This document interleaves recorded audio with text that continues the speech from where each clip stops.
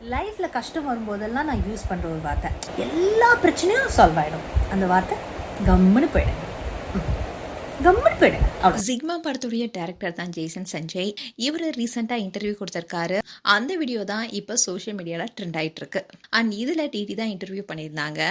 அதுலேயும் குறிப்பாக டிடி முழுக்க முழுக்க அவங்க அப்பா பற்றி மட்டுமே கேள்வி கேட்டிருந்தாங்க. சிஎம் தளபதி விஜயை கொண்டாடுற வகையில் தான் அவங்களுடைய கேள்விகள் எல்லாமே இருந்தது. அண்ட் ஜிக்மா படத்து குறித்தும் பேசியிருந்தாங்க. ஆனால் ஒரு இடத்துல கூட டிடி அம்மா சங்கீதா குறித்து கொஷின் கேட்கவே இல்லை. ஆனால் சஞ்சயை அம்மா குறித்தும் பேசியிருந்தாரு. இப்போ அந்த விஷயம் தான் விவாத பொருளாகவும் மாறி இருக்கு.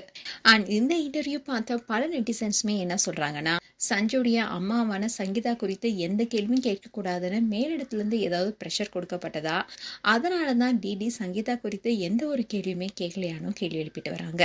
அதோட சஞ்சய் என்ற பேருன்றது சங்கீதாவுடைய முதல் 3 எழுத்தும் விஜயுடைய கடைசி 3 எழுத்தும் சேர்ந்தது தான் சஞ்சய் என்ற பெயர். இப்படி இருக்க சூழல அப்பாவை குறித்து மட்டுமே பல கேள்விகள் எழுப்பியிருக்காங்கன்னு, அம்மா குறித்து எந்த கேள்வியும் ஏன் எழுப்பப்படலன்னு பலரும் கேள்வி எழுப்பிட்டு வராங்க. நேற்று தான் பார்ட் 1 இன்டர்வியூ வெளியானுச்சு. இதை தொடர்ந்து தான் பார்ட் 2 இன்டர்வியூ வெளியாக இருக்கு. ஆரம்பத்திலேயே அவங்க கேட்ட விஷயம் என்னன்னா, அப்பா இந்த அளவுக்கு உயர்ந்திருக்காரு, இப்போ தமிழ்நாட்டுக்கு சிஎம்மா ஆகியிருக்காரு, அதை இப்போ நாங்கள் எல்லாருமே கொண்டாடிட்டு வரோம். அண்ட் அவரு உங்களுக்கு நிறைய பாசிட்டிவும் கொடுப்பாரு, அதே மாதிரி சிலர் உங்களுக்கு நான் பாசிட்டிவும் கொடுப்பாங்க. அப்படி இருக்கும்போது இதை நீங்க எப்படி பாக்குறீங்கன்னு கேள்வி கேட்டிருந்தாங்க. அதுக்கு சஞ்சய் என்ன சொன்னார்னா, இது ஒரு மிகப்பெரிய வரலாற்று சாதனை தான், அதுக்கான பொறுப்பும் நிறைய பங்களிப்பும் எனக்கு நிறையவே இருக்கு.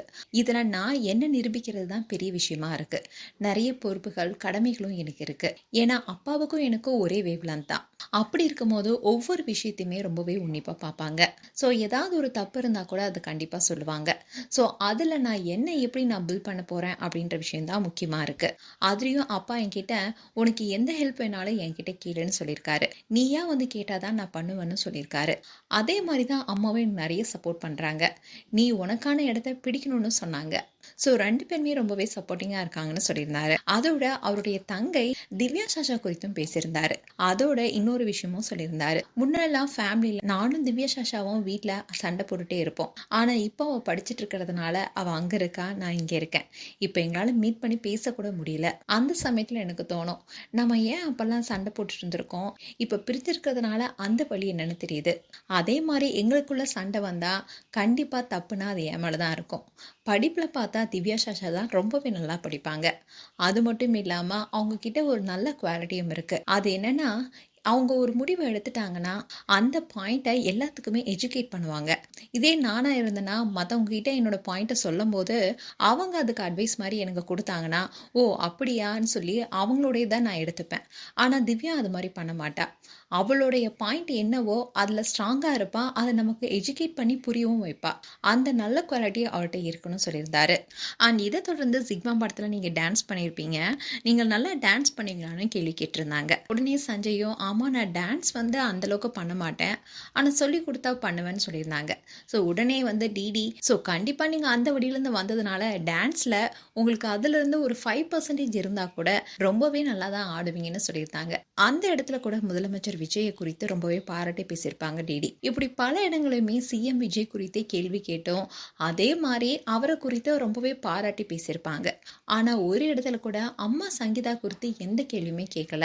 அட்லீஸ்ட் அவங்க அம்மா இந்த துறையை நீங்கள் சூஸ் பண்ணும் போது அவங்க உங்களுக்கு எந்த அளவுக்கு சப்போர்ட்டிங்காக இருந்தாங்க, அப்பாவுக்கு அம்மா ரொம்பவே சப்போர்ட்டாக இருந்தாங்க. இப்போ நீங்களும் சினிமாக்குள்ளே என்ட்ரு ஆகிறதுனால அவங்க இதை எப்படி பார்க்குறாங்க அப்படி கூட கேள்வி கேட்டிருக்கலான்னு பலருமே பல விஷயங்களை வலியுறுத்திட்டு வராங்க. இதுக்கு காரணம் என்னன்னா, முதலமைச்சர் விஜயும் டிடியும் நல்ல பழக்கம் உள்ளவங்க. அதனாலேயே சிஎம் விஜய் குறித்தே பாராட்டின மாதிரி இருந்தது. அதே சமயம் சங்கீதா குறித்து ஏதாவது ஒரு கேள்வி கேட்டிருக்கலாமே, எதுக்கு இப்படி ஒருதலைபட்சமாக நடந்துக்கிறாங்க டிடின்னு பலரும் சொல்லிட்டு வராங்க. அண்ட் டிடி சங்கீதா பற்றி கேள்வி கேட்காததுக்கு காரணம் மேலிடத்துலேருந்து அவங்களுக்கு கொடுக்கப்பட்ட அழுத்தம்னு சொல்லப்படுது. அதனால தான் டிடி சங்கீதா குறித்து எந்த கேள்வியுமே எழுப்பலன்னு சொல்லப்படுது. அண்ட் இதை பார்த்தா சிஎம் விஜயோடைய ஃபேன்ஸ் ஆகட்டும் தொண்டர்களாகட்டும் கொண்டாடிட்டு வராங்க. அதே சமயம் நெட்டிசனோ என்ன சொல்றாங்கன்னா, சிஎம் விஜய்க்கும் ஜெய்சன் சஞ்சய்க்கும் நல்ல பாண்டிங் இருக்கு. அத வரவேற்கத்தக்க விஷயம் தான். அதே சமயம் சங்கீதா பத்தியும் சில கேள்விகள் கேட்டிருந்தா, அம்மாவுக்கும் மகனுக்குள்ள அந்த அழகான ரிலேஷன்ஷிப்பும் வெளிப்பட்டிருக்கும். ஏன் ஒரு இடத்துல முதலமைச்சர்ன்றதுனால பெருமை பேசுறீங்களா? ஒரு பெண்ணுங்கிறதுனால மட்டம் தட்டுறீங்களான்னு கூட சிலர் கேள்வி எழுப்பிட்டு வராங்க.